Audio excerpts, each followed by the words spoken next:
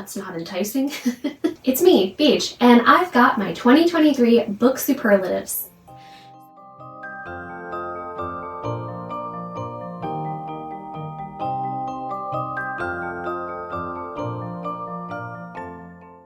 So I normally do this video at the end of a year, and usually in combination with my Battle of the Books bracket that I fill out like every month. However, as I explained in my last video here, I spent most of 2023 in a chronic inflammation-induced brain fog, so I don't have like a ton of great books that I want to talk about in terms of like the best books of the year. For me, most of the best books of 2023 were rereads, and I've already talked about them like in great detail. I do, however, have a lot of the most something books. And so I want to cover my usual book superlatives, but I also added a couple new categories this year too. So let's get started. Most surprising. So my most surprising book from 2023 was Glint by Raven Kennedy. This was self-published in 2021, and it's a King Midas retelling about an all-gold woman, or a woman who's like all gold, who is kept in a cage by a psychopath. Okay, so I gave this one a fair shot. I really did. I read like 3 books. I DNF'd it right at the end of like the 3rd book, and there are like 5 or 6 books in this series, so I gave it a fair shake. But I don't really understand what the hype is about for this book series. At least when I first joined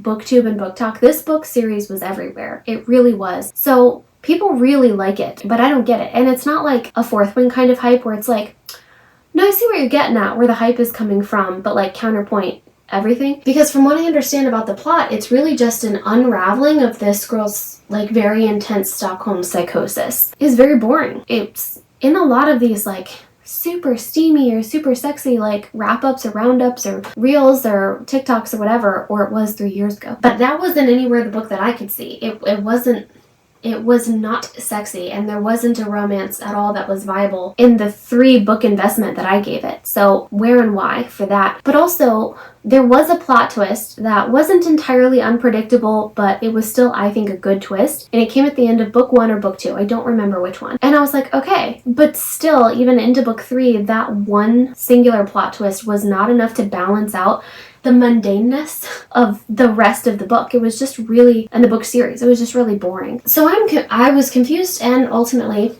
surprised. If you are a fan of this book or book series, I would really love to know what it is about this that has like everyone so hyped. And I know that that might like come across really sarcastic, like I dare you to tell me what's good about this book. It's not. I'm genuinely interested. Did I not get to a point where maybe the story changes and like it starts to like build a romance with another character? But I would really love to know what it is in particular like about this. Maybe it is like actually the Stockholm syndrome, like reworking of that or rewinding or sort of examining that, because there's a lot in there about that, about like kind of walking back a relationship that you thought was like really healthy, and as it turns out it's like really not for like several layers deep. So maybe that is in fact the draw, and it was just an actual turnoff for me. I don't know, but I really didn't vibe with this book, and I was really surprised by that. So, most surprising, Glint by Raven Kennedy.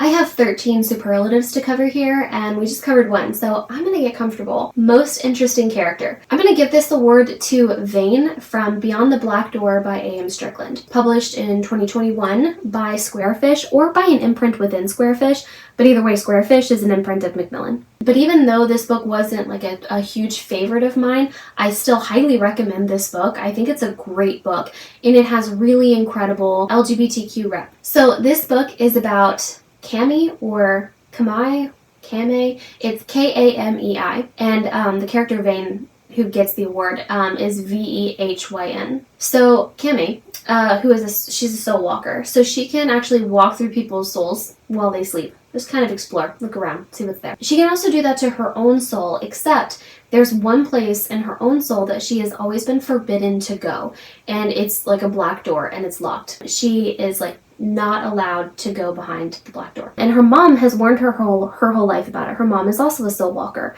But when her mom is suddenly, tragically, no longer there to give her the warnings, Kame opens the door. So in this book, the main character is Ace. The supporting character, like the main supporting character, is trans, and there's a lot of like exploration into sexuality and identity in this book. It's really cool the way that it's woven into the world building of this fantasy.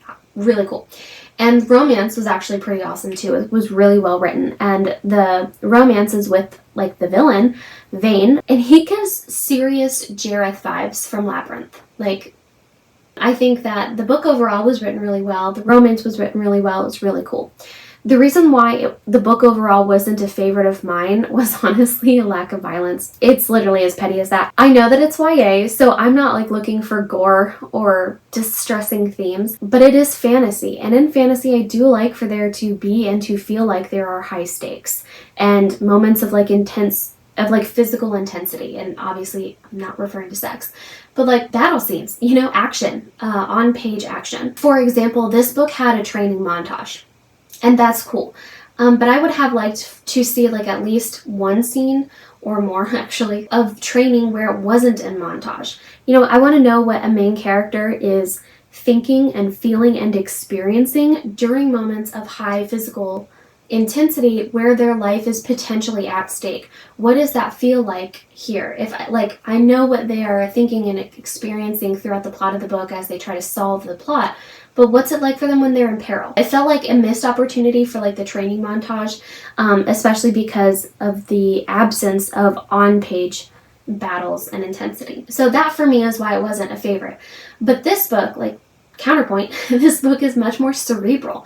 It's very political, it's socio-political. Like, the character's actual identity and sexuality plays a part in the story in a way that is really cool, in a way that was like really well written about, in a way that was really intriguing. I think that it was woven in there in a way that made their identity and their sexuality matter so much to the plot of this book. So I do highly recommend it. Very cool book. I also think that the most interesting thing about this book was the villain. He was super interesting to me. He remains almost like at arm's length from us as readers, but also from the main character to an extent as well. Like also like Jareth from Labyrinth, you know, like the main character, she doesn't like get to know him a lot. She doesn't have that many actual interactions with him. And he remains like that much more mysterious for it. He was super alluring. I wanted to know everything about him, but also I loved that I didn't get to. So, most interesting character, Vane from Beyond the Black Door by A.M. Strickland. Most inspiring. The most inspiring book that I read of 2023, I read in March, and it's Presence by Lisa Lister. This was published in 2021 by Hardy Grant Publishing. So this book is a nonfiction book by Lisa Lister that's about expressing yourself, being okay with metaphorically taking up space and also physically taking up space as a woman, and just like being present with yourself and what that looks like, you know, mindfulness, etc.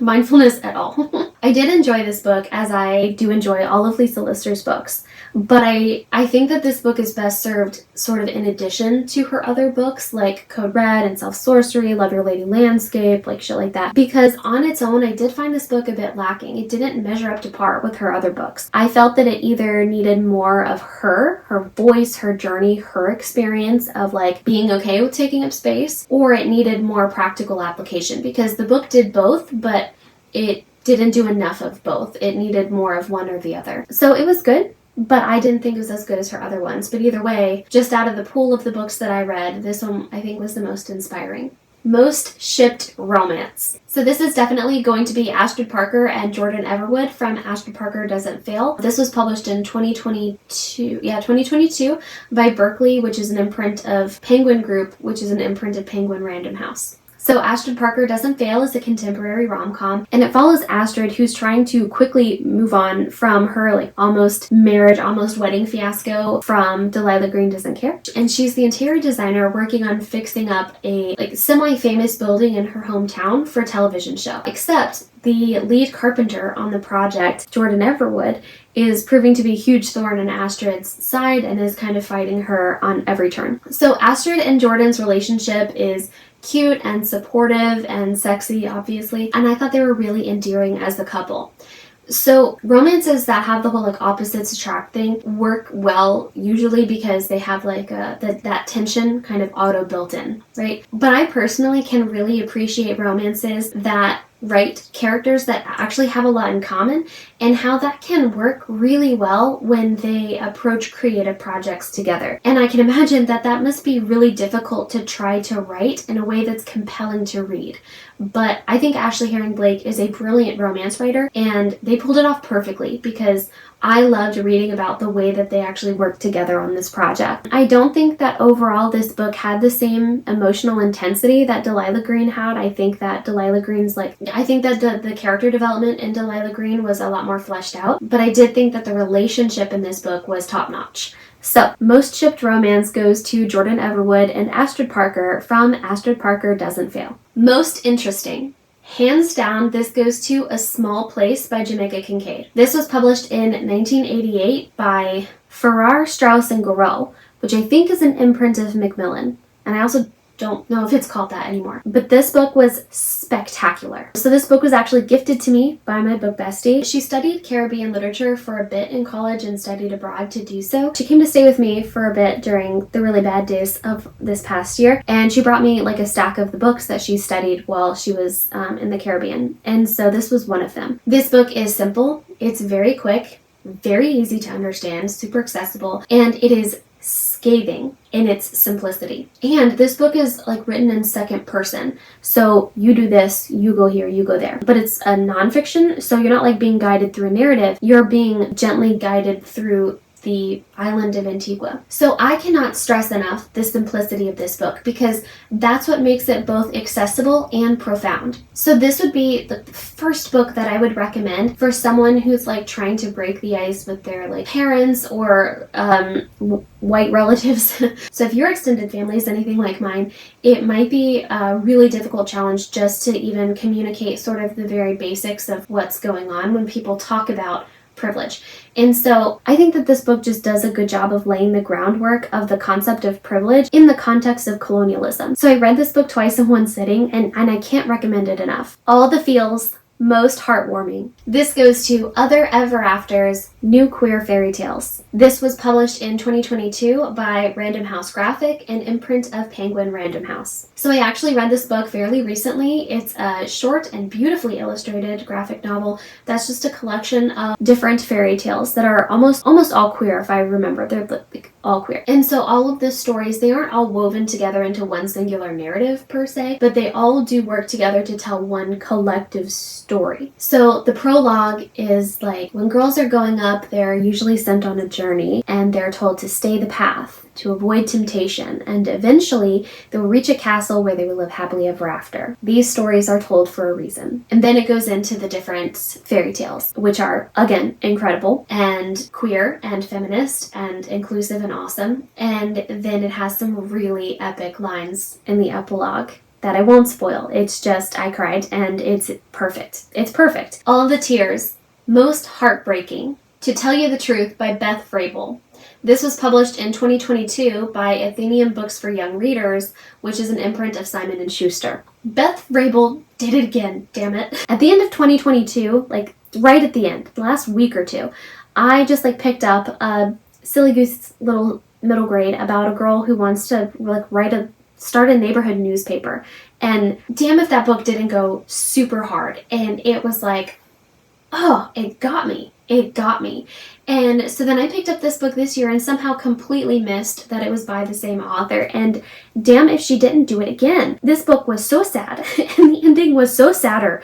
And it was just who said that you needed to go that hard in a middle grade? Who said that it was okay? Beth Vrabel pulls zero punches. This book follows a young girl who enters a storytelling contest, except the stories that she's telling aren't her own. They are her grand's stories that her grand told her before she passed away. But the thing is, nobody actually believes that they're true or that they could be true. So she sets out on an adventure to prove that these stories from her grand's life were true and did happen. This very southern book will hit you hard anyway, but the ending is a sucker punch to the heart.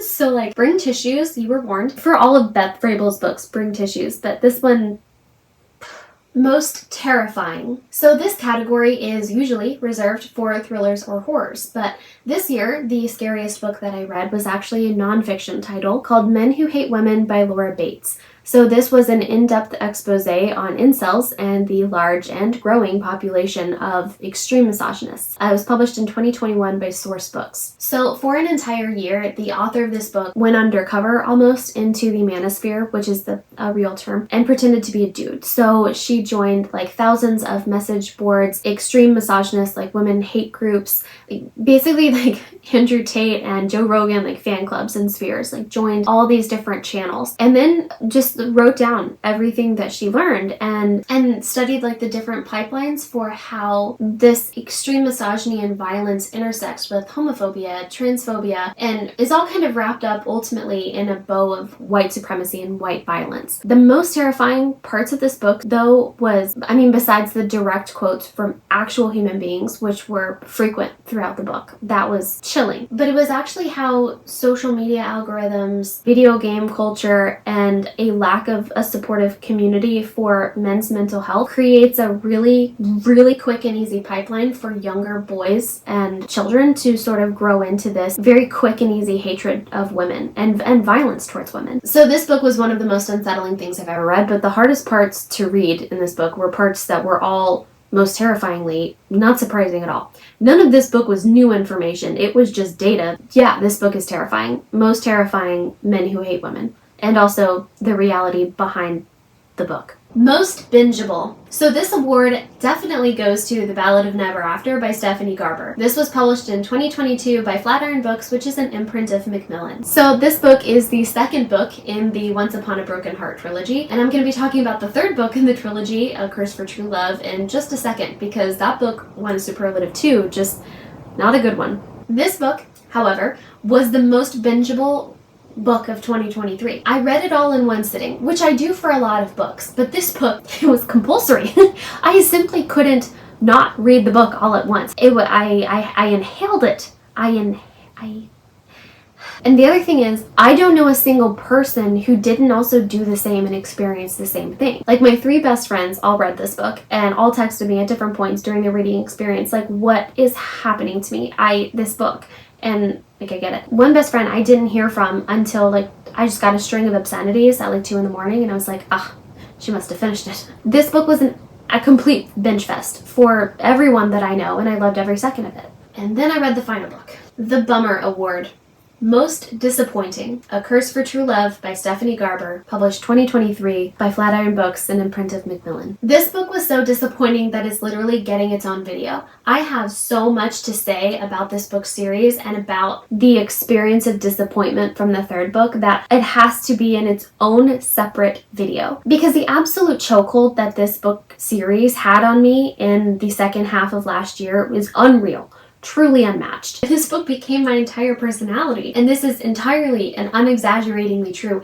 Every person I know that read the third book was also very disappointed. But the reason why I was like extraordinarily crushed by this book was because of how stupidly hyped I got for the first and second. Like, it just needs you to understand how obsessed I was over the first and second books, because that's why the third book's being so bad and being just like a disappointment like hurt my heart. I did so many things for this book that I don't normally do. For example, I evangelized this book. I didn't mean to make that joke. I don't really do that for books. Even as a booktuber, like, I have a whole social media. I like to do this. I like to talk about books on YouTube and Instagram. But with my friends, I don't like evangelize books. I'm not like, I love this book and so you need to read it. I'm not like that. But I was for this one. I made everyone in my friend group, everyone, read this book. They did, and so then obviously they were disappointed by the third book, but they didn't need like a recovery period the way that I still seem to. And this whole video that I'm gonna make, coming shortly, in fact, about this series, is part of that healing journey. As I told you guys in my last video, where have I been in the books that got me through it? For the past now 15 months, I've been dealing with a chronic illness that like really escalated in its severity and spun really far out of control. So any sliver of dopamine that I got last year, I like grasped onto it. And this book did it. This book like broke through the brain fog, and it made me so happy. This book series and the experience of reading it and the experience of reading it with my friends in this book world was literally a happiness hallmark of last year, one of only a few. And so this book meant a lot to me last year. There was this series. And the second one even more. Well, as I said, it was the most bingeable book of last year, and I loved it. Like, the world of this trilogy, the world that these books take place in, is Hands down my favorite book world that I've ever read. And I've read a lot of books. I've read a lot of book worlds. I've read a lot of fantasy. And this one takes the cake. Like, truly, it is my favorite. Whimsical storybook, winter wonderland, candy confection perfection. And I'm obsessed. I'm obsessed with the lore and the capital S story of it all. The way that it deals with fates and archetypes and fairy tale characters come to life, like, it's all of my favorite things. So like the first book, it was great and it was fun, and the second book was even more intense, and that's where I really became obsessed with it and really invested in these characters, and then the third book just like happened. Okay, that's not super fair of me. I have to give this book credit because it's actually pretty impressive, because in just under 400 pages, this book managed to undermine everything that the first two books had built, to trivialize the emotional investments that our characters had made, and therefore we as readers had made into the plots of these two books, and also to throw in more third act deus ex machinas than I can actually count in this moment. But I will, and I'm gonna in a separate video. I just have to round up and tally the amount of plot holes that Stephanie Garber left in this series. The Yikes Award, most cringe. Do we even need to like wonder?